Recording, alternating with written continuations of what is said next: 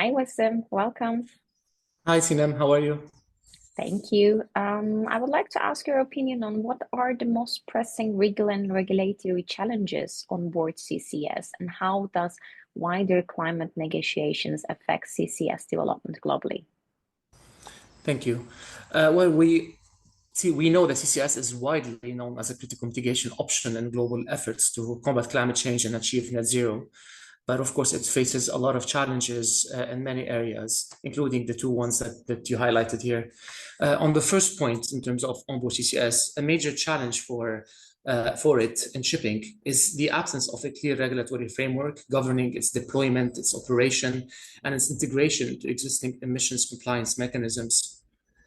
The IMO is yet to establish detailed guidelines on how carbon capture should be implemented on vessels, how captured CO2 should be stored and offloaded, and how it should be accounted for within existing decarbonization targets and compliance mechanisms, such as the carbon intensity indicator and the energy efficiency existing ship index. Without a structured regulatory pathway provided by the IMO, ship owners and operators face significant investment risks, and these uncertainties make it difficult for the industry to move forward with large-scale deployment of onboard carbon capture systems.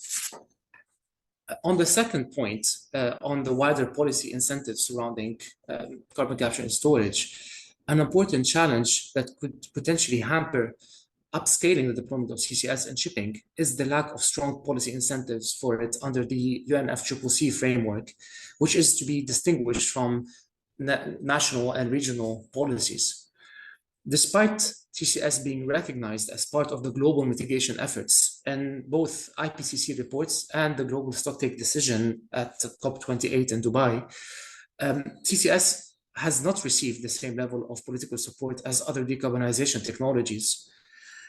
COP29 in Baku failed to operationalize the global stocktake outcome on mitigation and missed an opportunity to send strong signals to encourage carbon capture and storage investment, despite the progress that was made on carbon markets and cross-border cooperation under Article 6 of the Paris Agreement. This continues to raise concerns about CCS's role in achieving global climate goals, with the most obvious concern being that it could be used to prolong fossil fuel reliance rather than as a genuine emissions reduction solution. If policymakers want to enable CCS at scale, they must introduce stronger incentives such as carbon pricing mechanisms, tax credits, or direct subsidies. And this must also include support for technology transfer, capacity building, and financing for developing and least developed countries, similar to the support provided for renewable energy development.